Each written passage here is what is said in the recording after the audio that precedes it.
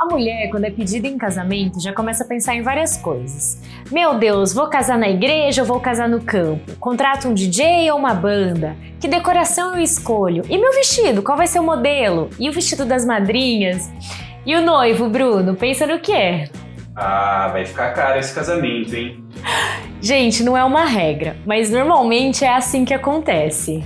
Enfim, normalmente logo após o pedido, a noiva tende a se concentrar um pouco mais na parte mais gostosa, nos detalhes do casamento. Mas cuidado, não deixe para a última hora a parte burocrática.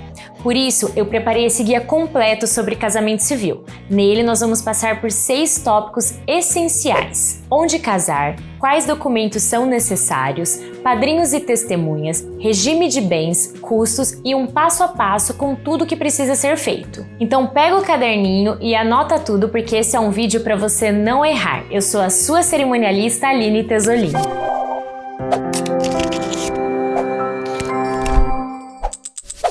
Oi gente, se você não me conhece, eu sou a Aline Tesolin. Aqui no meu YouTube, no meu blog e no meu Instagram eu posto dicas e inspirações para as noivas. Então aproveita para me seguir e vamos ao guia completo do casamento civil. O primeiro passo é decidir onde será o casamento civil e qual será o casamento escolhido pelos noivos. Existem 4 possibilidades.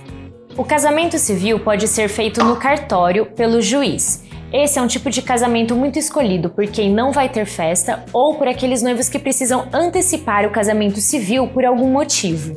O segundo tipo é o casamento civil em diligência. Ele também é celebrado pelo juiz, porém nesse caso o juiz e o escrevente vão até o espaço que os noivos escolheram para casar. Pode ser um espaço para eventos, um buffet ou um restaurante. Outra opção é o casamento religioso com efeito civil. Quando os noivos vão ter uma cerimônia religiosa, o padre, pastor ou alguém com a habilitação pode já fazer o casamento religioso e os noivos já assinam a documentação do casamento civil. E a última opção é a conversão de união estável em casamento. Quando os noivos já têm um relacionamento que podem até morar juntos e eles já objetivam formar uma família, eles podem transformar essa relação em um casamento. Os noivos terão que fazer o pedido da habilitação do casamento.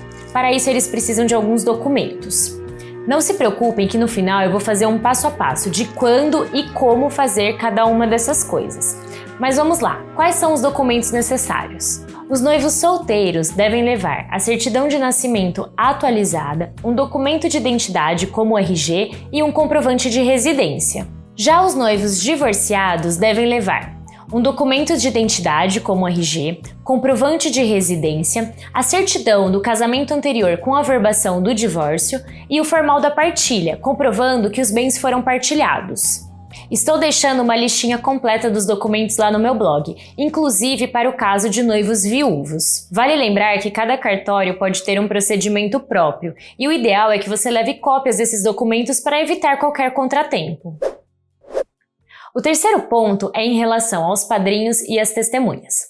Na primeira ida ao cartório, os noivos devem levar 2 testemunhas maiores de 18 anos, portando o RG original, para atestar que não há impedimento para o casamento acontecer. Já no dia do casamento, os noivos devem escolher 2 padrinhos que vão assinar a documentação como testemunhas. Essas 2 pessoas não precisam ser um casal e também não precisam ser um dos casais de padrinhos já escolhido para o religioso.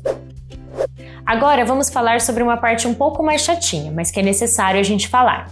Na primeira ida ao cartório, os noivos serão questionados sobre qual o regime de bens que eles vão optar. Por isso, é muito importante que os noivos conversem anteriormente com bastante clareza sobre todas as possibilidades. A primeira opção é a comunhão parcial de bens. Esse regime ele é automaticamente adotado caso os noivos não indiquem nenhuma das opções. Nele, tudo que foi construído ou conquistado antes do casamento continua sendo individual, e após o casamento, os bens adquiridos são partilhados. A comunhão universal é onde os noivos juntam todos os bens já conquistados antes do casamento e partilham também de todos os bens conquistados após o casamento. Outra opção é a separação total de bens. Nele, os noivos continuarão tendo todos os bens individualmente, mesmo aqueles adquiridos após o casamento. E por último, a participação final nos aquestos, que é muito similar à separação total de bens durante o casamento. Os noivos administram seus bens individualmente, mas caso haja a separação, os bens adquiridos após o casamento devem ser divididos. Como eu já mencionei, a comunhão parcial de bens é automática. Caso os noivos escolham alguma das outras 3 modalidades, eles devem ir até um tabelionato fazer um pacto antinupcial. Esse documento adiciona custos que dependem de estado para estado, por isso é bom sempre consultar um tabelionato antes. Nosso quinto ponto é em relação aos custos do casamento civil. Ao se casar, os noivos devem pagar uma taxa ao cartório de registro civil. Os valores podem variar para cada estado e eles são atualizados anualmente. Você pode ligar em um cartório próximo da sua casa ou acessar o site da Noreg, que vai estar na descrição do vídeo. Acessando, por exemplo, o estado de São Paulo e procurando pela tabela de registro civil, nós temos que selecionar a base de cálculo do ISS, que é o Imposto sobre Serviço, que pode variar de acordo com o município. Tomando como exemplo uma cidade com 1%, nós vemos que o valor para realizar o casamento no cartório ou casamento religioso com efeito civil fica em torno de R$ 400. E para casamento em diligência, o valor sobe para cerca de R$ 1.400. Como eu disse, os valores são atualizados anualmente, então esses dados são de 2020. A dica final é que a lei assegura a gratuidade dessa taxa. Para isso, você deve entregar uma declaração de pobreza de próprio punho para o cartório. Agora vamos ao passo a passo completo do que deve ser feito. Primeiro, os noivos devem comparecer ao cartório mais próximo da residência de um deles para fazer o pedido da habilitação do casamento. Os noivos devem fazer essa etapa com pelo menos 30 dias de antecedência do casamento, por isso não deixem para a última hora. Nesse dia, os noivos devem levar os documentos necessários, informar o regime de bens, levar as 2 testemunhas e também informar se haverá alteração no sobrenome. Então, nós vamos para o segundo passo, que são as proclamas. Sabe aquela famosa cena de novela? Se alguém tem alguma coisa contra, que fale agora, ou cale-se para sempre. Vocês!